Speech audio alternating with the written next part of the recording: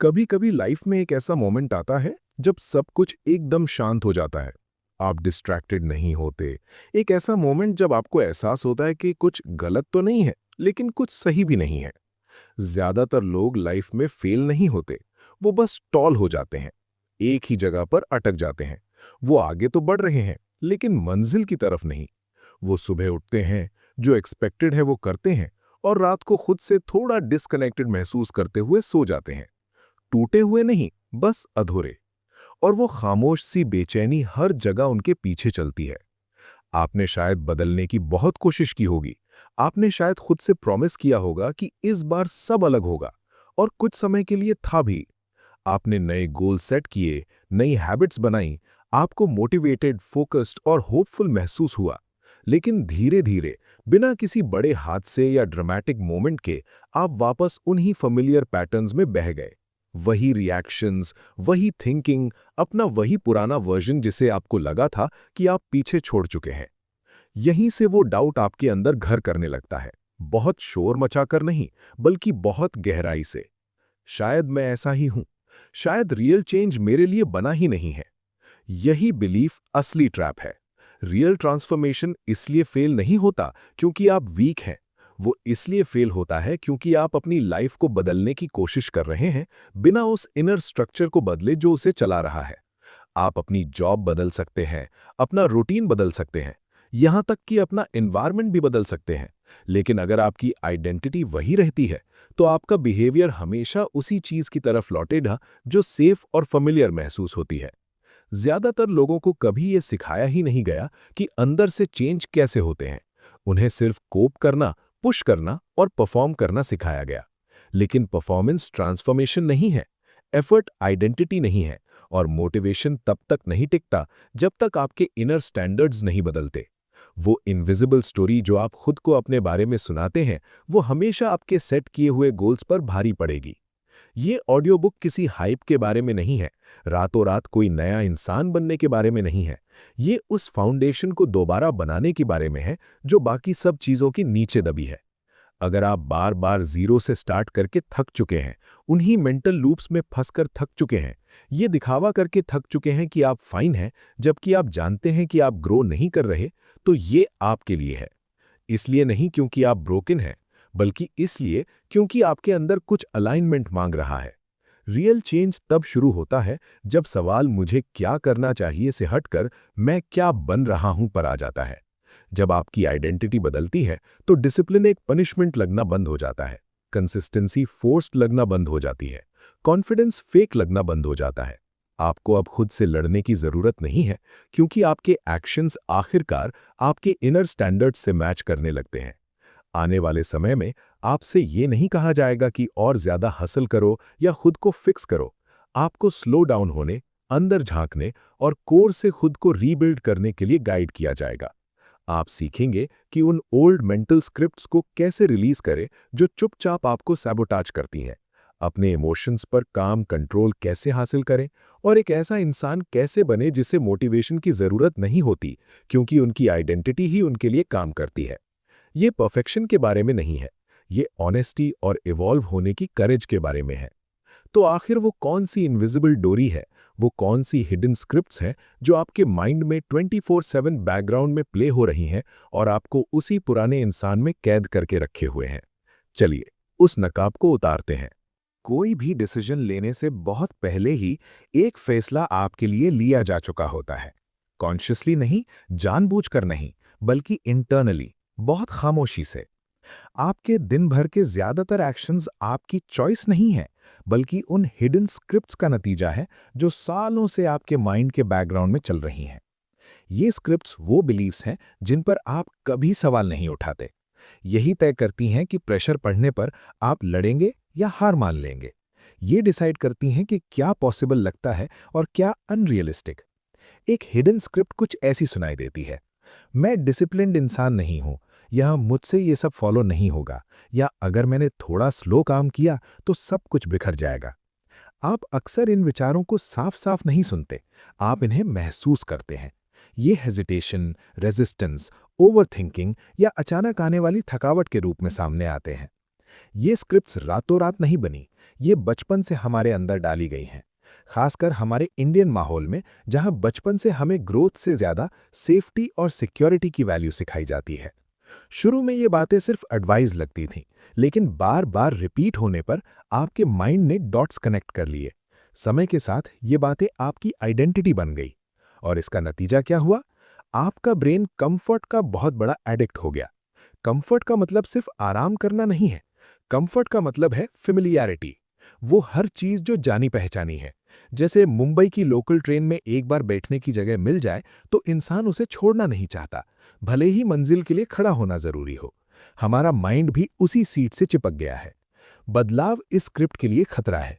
और जो भी चीज स्क्रिप्ट के लिए खतरा होती है, हमारा नर्वस सिस्टम उसे एक डेंजर की तरह देखता है। यही वजह है कि सेल्फ सैबोटाज इतना कॉमन है। लोग असल में फेल होने से नहीं डरते, वो सक्सेस से डरते हैं।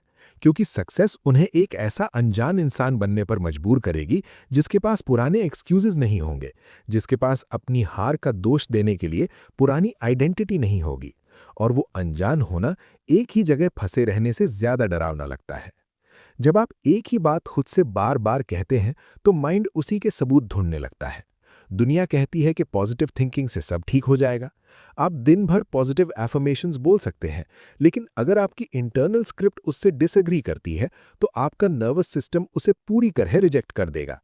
वर्ड्स अगर बिना एविडेंस के हों तो माइंड उन्हें झूठ मान लेता है। अगर ये बातें आपको अंदर तक सच लग रही हैं, अगर आपको लग रहा है कि कोई आपके आइडेंटिटी के लेवल पर आपसे बात कर रहा है और आपको हकीकत दिखा रहा है, तो किताब की आवाज़ को सब्सक्राइब करें और इस वीडियो को लाइक करें। क्योंकि यहाँ हम सिर्फ मोटिवेशन की बातें नहीं करते, हम माइंड की उन गहरी परतों को खोलते हैं जो आपको रोक कर बैठी हैं। इस लूप को तोड़ने का सिर्फ एक तरीका है, अवेयरनेस। आप उस स्क्रिप्ट को नहीं बदल सकते जिसे आप देख ही नहीं सकते। जब चीजें मुश्किल होती हैं, जब मोटिवेशन गिरता है, तब आपके अंदर से जो आवाज आती है कि आज रहने देते हैं, वो कोई ऑब्जेक्टिव ट्रूथ नहीं है, वो सिर्फ आपकी कंडीशनिंग है। एक बहुत गहरा सच जिसे आपको मानना होगा वो ये है कि थॉट्स सिर्फ हैबिट्स हैं। जैसे बिहेवियर्स बनते हैं, वैसे ही सोच भी बनती है। आपको अपने हर नेगेटिव थॉट से लड़ने की जरूरत नहीं है, आपको बस उसे एक ऑर्डर या कमांड की तरह मानना बंद करना है। जब आप अपने माइंड को समझना शुरू करते हैं तो एक डिस्टेंस क्रिएट होता है। वो डिस्टेंस ही असली पावर है। आप ऑब्जर्व करना सीखते हैं। लेकिन जब लाइफ अचानक से आप पर प्रेशर डालती है तो क्या होता है? क्यों हम अक्सर गुस्से, डर या जल्दबाजी में आकर खुद अपना ही नुकसान कर बैठते हैं? अगले फेज में हम जानेंगे कि असली ताकत आपके शब्दों में नहीं, बल्कि आपके इमोशंस के उस कंट्रोल में छिपी है जो बड़ी से बड़ी मुश्किल को भी शांत कर सकता है। ज्यादातर लोगों को लगता है कि पावर का मतलब कॉन्फिडेंस, इंटेलिजेंस या स्टेटस होता है, लेकिन असली पावर की शुरुआत बहुत खामोशी से होती है। इसकी शुरुआत इमोशनल कंट्रोल से होती है। इसका मतलब अपने इमोशंस को दबाना या ये दिखावा करना नहीं है कि आपको कुछ महसूस नहीं होता। इसका मतलब है इमोशंस को महसूस करना, लेकिन उनका गुलाम न बनना। जब तक आपके पास ये स्किल नहीं है, आपके बनाए हुए सारे प्लान्स बहुत फ्रिजाइल हैं। क्योंकि जब प्रेशर पड़ता है तो इमोशंस हमेशा लॉजिक को हरा देते हैं। जब इमोशंस अनचेक्ड होते हैं तो वो आपके बिहेवियर को डिक्टेट करने लगते हैं। गुस्सा आपको रिएक्ट करने पर धकेलता है, डर आपको चीज़ों से बचने पर मजबूर करता है, फ्रस्ट्रेशन आपको क्विट करने पर मजबूर कर देती है। इनमें से कोई भी इमोशन अपने आप में गलत नहीं है। प्रॉब्लम तब शुरू होती है जब ये इमोशंस आपके डिसीजन मेकर बन जाते हैं। इमोशनल रिएक्शंस हमेशा एक अर्जेंसी क्रिएट करते हैं, एक इल्यूजन पैदा करते हैं कि अभी कुछ करना जरूरी है। किसी मैसेज का जवाब अभी देना है, किसी फीलिंग से अभी भागना है, किसी प्रॉब्लम को अभी फिक्स करना है। ये जो अर्जेंसी का एहसास है, यही आपके डिसिप्लिन और क्लैरिटी को पूरी तरह तोड़ देता है। आप जितनी जल्दी रिएक्ट करते हैं, आपके पास चॉइसेस उतनी ही कम हो जाती हैं। जैसे मान लीजिए आप इंडिया के किसी भी शहर की भीड़-भाड़ वाली सड़क पर हैं या ऑफिस की किसी टेंशन वाली मीटिंग में बैठे हैं। किसी ने आपको कुछ कड़वा कह दिया। उस वक्त अंदर से एक आग उठती है। आपको लगता है कि तुरंत जवाब देना या तुरंत रिएक्ट करना ही ऑथेंटिसिटी है। लेकिन ऑथेंटिसिटी बिना सेल्फ कंट्रोल के सिर्फ केओस है। जो लोग पावरफुल होते हैं वो लेस इमोशनल नहीं होते, वो बस लेस रिएक्टिव होते हैं। वो स्टिमुलस और रिस्पॉन्स के बीच एक स्पेस क्रिएट करते हैं और उसी स्पेस में वो डेलिबरेटली अपनी चॉइस लेते हैं। आपके ज़्यादातर इमोशनल रिएक्शन सिर्फ सीखी हुई आदतें हैं। आवाज़ तेज़ होने पर डिफेंसिव हो जाना, क्रिटिसिज्म मिलने पर चुप हो जाना या अनसर्टेनिटी आने पर एंग्जाइटी महसूस करना। कभी-कभी ये रिएक्शंस आपको प्रोटेक्ट करते थे, लेकिन अब ये ऑटोमैटिक हो गए हैं। और जो चीज़ ऑटोमैटिक हो जाती है, वो आपसे आपकी चॉइस छीन लेती है। इमोशनल कंट्रोल का मतलब ये नहीं है कि आप कुछ महसूस ही ना करें। इसका मतलब है उस फीलिंग को नोटिस करना और तुरंत उस पर एक्ट ना करना। जिस पल आप खुद से ये कह पाते हैं कि मैं ये महसूस कर रहा हूँ, बजाय इसके कि मुझे इस फीलिंग की वजह से कुछ करना पड़ेगा, उसी पल आप अपनी पावर वापस हासिल कर लेते हैं। डिस्कम्फर्ट वो जगह है जहाँ ग्रोथ रहती है, लेकिन ये वो जगह भी है जहाँ इमोशनल रिएक्शन सबसे ज़्यादा स्ट्रांग होते हैं। भागने की, डिस्ट्रैक्ट होने की या क्विट करने की इच्छा बहुत तेज़ हो जाती है। काम रहना कोई वीकनेस नहीं है, ये स्ट्रेंथ अंडर कंट्रोल है। ये उस वक्त ग्राउंडेड रहने की एबिलिटी है जब बाकी सब रिएक्टिव हो रहे हों। सबसे पावरफुल प्रैक्टिस जो आप डेवलप कर सकते हैं, वो है एक छोटा सा पॉज। कोई बहुत बड़ा पॉज नहीं, बस एक पल, एक सांस, एक कदम पीछे। ये पॉज आपके ऑटोमेटिक लूप को इंटरप्ट कर देता है। ये आपके नर्वस सिस्टम को बताता है कि आप खतरे में नहीं हैं, आपके पास चूज करने का टाइम है। शुरू में ये पॉज बहुत अनकंफर्टेबल लगेगा। आपका माइंड आपसे कहेगा कि आप टाइम वेस्ट कर रहे हैं, आप डर गए हैं, लेकिन असल में आप इम्पल्सिव एक्शंस को रोक रहे हैं। जैसे जैसे आपका इमोशनल कंट्रोल बढ़ता है, एक अजीब सी कॉन्फिडेंस आपके अंदर आती है। ये कोई शोर मचाने वाली कॉन्फिडेंस नहीं है। ये वो ट्रस्ट है जो आपको खुद पर होता है कि चाहे कितनी भी मुश्किल आ जाए, आप अपने स्टैंडर्ड्स के साथ धोखा नहीं करेंगे। लेकिन तब क्या होता है जब ये डिसिप्लिन भारी लगने लगे? जब आपको अपने ही पुराने वर्जन से लड़ना पड़े? अगले फेज में हम सबसे दर्दनाक लेकिन सबसे ज़रूरी सच का सामना करेंगे। हम जानेंगे कि अपने ओल्ड सेल्फ को पीछे छोड़ना इतना मुश्किल क्यों होता है और डिसिप्लिन असल में कोई सज़ा यानी पनिशमेंट नहीं, बल्कि सेल्फ रिस्पेक्ट का सबसे बड़ा रूप कैसे है। ज्यादातर लोग डिसिप्लिन को एक सज़ा की तरह देखते हैं, एक ऐसी बंदिश, एक ऐसी घुटन जो वो सहना नहीं चाहते, लेकिन उन्हें लगता है कि सक्सेस के लिए उन्हें ये करनी पड़ेगी। और यही वजह है कि डिसिप्लिन लोगों को बहुत भारी लगता है। वो इसे फोर्स की तरह इस्तेमाल करते हैं, खुद को पनिश करने के लिए कि वो अभी तक उतने अच्छे क्यों नहीं बन पाए। लेकिन जब डिसिप्लिन को जबरदस्ती खुद पर थोपा जाता है, तो वो कभी नहीं टिकता। आप कुछ दिन खुद को गिल्ट या डर से पुश कर सकते हैं, लेकिन जैसे ही लाइफ आप पर प्रेशर डालती है, आपका डिसिप्लिन ताश के पत्तों की तरह बिखर जाता है, क्योंकि वो आपकी आइडेंटिटी से जुड़ा ही नहीं था। असली डिसिप्लिन सेल्फ कंट्रोल से नहीं, वो सेल्फ रिस्पेक्ट से आता है। असली लड़ाई तब शुरू होती है जब आपको अपने ही पुराने वर्जन को पीछे छोड़ना पड़ता है। ये ट्रांसफॉर्मेशन का सबसे मुश्किल हिस्सा है, लेटिंग गो। अपने गोल्स को नहीं, बल्कि अपनी उस पुरानी आइडेंटिटी को छोड़ना जो अब आपके नए डायरेक्शन के साथ फिट नहीं बैठती।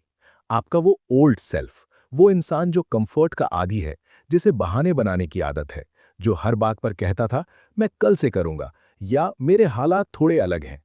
अपने उस पुराने वर्जन को मारना बहुत दर्दनाक होता है, क्योंकि वो ओल्ड सेल्फ बहुत जाना पहचाना लगता है।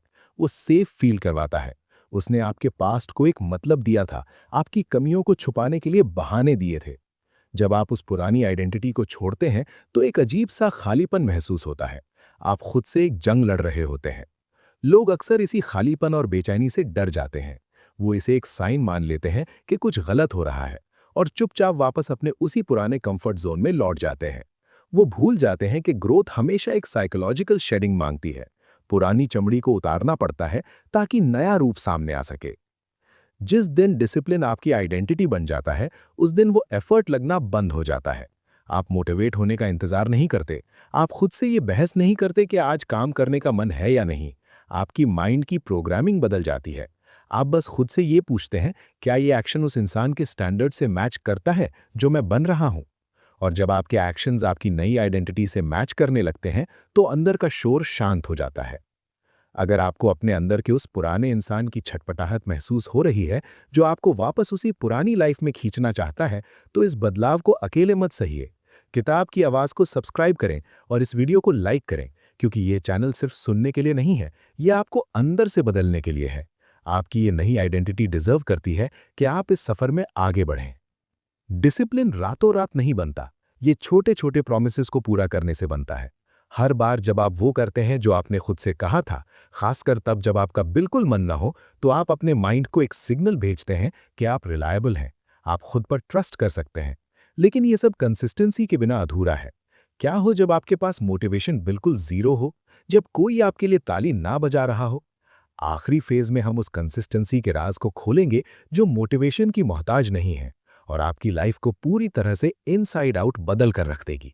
ज्यादातर लोग एक्शन लेने के लिए मोटिवेशन का इंतजार करते हैं। उन्हें लगता है कि जब वो रेडी फील करेंगे, जब अंदर से एक आग उठेगी, तब वो काम करेंगे। लेकिन सच तो ये है कि मोटिवेशन दुनिया का सबसे बड़ा धोखा है। ये एक इमोशन है और इमोशंस कभी स्टेबल नहीं होते। अगर आपकी कंसिस्टेंसी इस बात पर टिकी है कि आप कैसा फील कर रहे हैं, तो प्रेशर आते ही आप टूट जाएंगे। जो लोग सच में कंसिस्टेंट होते हैं, वो सबसे ज्यादा मोटिवेटेड नहीं होते, वो सबसे ज्यादा डिसाइडेड होते हैं। वो हर सुबह उठकर खुद से ये डिबेट नहीं करते कि आज मेरा मन है या नहीं। वो बस खुद से एक सवाल पूछते हैं, क्या ये काम मेरे नए स्टैंडर्ड्स और मेरी नई आइडेंटिटी का हिस्सा है? और जब जवाब हाँ होता है, तो वो काम हो जाता है। नेगोशिएशन खत्म। कंसिस्टेंसी कोई इमोशनल स्टेट नहीं है, ये एक स्टैंडर्ड है। और स्टैंडर्ड्स आपके मूड के हिसाब से नहीं बदलते। ट्रांसफॉर्मेशन के सफर में एक पॉइंट ऐसा आता है जब चीजें स्ट्रगल की तरह लगनी बंद हो जाती हैं। इसलिए नहीं कि लाइफ आसान हो गई है, बल्कि इसलिए क्योंकि आपका इनर स्ट्रक्चर पूरी तरह से स्टेबल हो गया है। आप अंदर से अलाइन हो चुके हो। इसे कहते हैं living from the inside out. जब आप इनसाइड आउट जीना शुरू करते हैं, तो डिसीजंस बहुत क्लियर हो जाते हैं। बाहर की दुनिया में केओस हो सकता है, लेकिन आपके अंदर एक अजीब सी शांति होती है। आपको अब हर किसी को खुश करने की जरूरत नहीं पड़ती। आपको हर चीज कंट्रोल करने की जरूरत नहीं पड़ती। आप सिर्फ उस चीज पर फोकस करते हैं जिसे आप सच में कंट्रोल कर सकते हैं। आपके थॉट्स, आपके रिएक्शंस, आपके एफर्ट्स और आपके स्टैंडर्ड्स। लोग अपनी पूरी लाइफ आउटकम्स को मैनेज करने में निकाल देते हैं। लोग मेरे बारे में क्या सोचेंगे, रिजल्ट्स कब आएंगे। लेकिन जब आप इनसाइड आउट जीते हैं, तो आउटकम्स सेकेंडरी हो जाते हैं। आप बस अपने स्टैंडर्ड्स को हर दिन जीते हैं। सफलता यानी सक्सेस अब आपको डिफाइन नहीं करती, वो सिर्फ आपको रिफ्लेक्ट करती है। और फेलियर फेलियर अब आपकी आइडेंटिटी पर हमला नहीं है, वो सिर्फ एक फीडबैक है। यहीं से वो आखिरी और सबसे गहरा बदलाव आता है। याद रहे, असली ट्रांसफॉर्मेशन कभी शोर नहीं मचाता, वो ढिंढोरा पीट कर नहीं आता, वो बहुत खामोशी से होता है। वो उन छोटे छोटे पलों में होता है जब आपको कोई नहीं देख रहा होता और आप फिर भी सही रास्ता चुनते हैं। आप एक नई लाइफ जबरदस्ती बनाकर खुद को रीइन्वेंट नहीं करते। आप अपने इनर स्ट्रक्चर को रीबिल्ड करके खुद को रीइन्वेंट करते हैं। ये ऑडियो बुक आपको कोई परफेक्ट इंसान बनाने के लिए नहीं थी। आपके बुरे दिन अभी भी आएंगे, आपको अभी भी थकावट और डाउट महसूस होगा, लेकिन फर्क सिर्फ इतना होगा कि अब वो पल आपको कंट्रोल नहीं करेंगे। आपको पता है कि पॉज कैसे लेना है, आपको पता है कि इम्पल्स की जगह अलाइनमेंट को कैसे चुनना है। आप ब्रोकन नहीं है, आप लेट नहीं है, आप बस अब तक गलत फाउंडेशन पर घर बनाने की कोशिश कर रहे थे। अब जब ये वीडियो खत्म हो गया है, तो आपके पास दो रास्ते हैं। या तो आप वापस उसी दुनिया में लौट जाएं, उसी कंफर्ट के एडिक्शन में जहां कल सुबह उठकर सब कुछ पहले जैसा हो जाएगा, या फिर आप यहां से उस नए इंसान की तरह उठें जिसकी आइडेंटिटी हमेशा के लिए बदल चुकी है, जो अब मोटिवेशन का मोहताज नहीं है। अगर इस आवाज़ ने आपके अंदर के उस सोए हुए इंसान को जगा दिया है, तो इस बदलाव को यहीं मत रुकने दीजिए। अपनी आंखें बंद कीजिए, एक गहरी सांस लीजिए और खुद से कहिए, मेरा पुराना वर्जन अब खत्म हो चुका है। और अगर आने वाले दिनों में आपको लगे कि आप फिर से उन पुरानी आवाज़ों और पुराने पैटर्न्स में उलझ रहे हैं, तो इस वीडियो को दोबारा सुनना, क्योंकि हर बार जब आप इसे सुनेंगे, आपको अपने अंदर एक नई सच्चाई मिलेगी जो पहली बार में शायद छूट गई थी। सफ़र यहाँ ख़त्म नहीं होता। असली सफ़र तो अब इस आवाज़ के बंद होने के बाद शुरू होने वाला है। तो अगर आपको किसी खास टॉपिक पर वीडियो चाहिए, तो कमेंट ज़रूर करना और लाइक करना भूलना नहीं है। तो अब हम फिर मिलेंगे बहुत ही जल्द, किताब की आवाज़ में एक नए मकसद के साथ।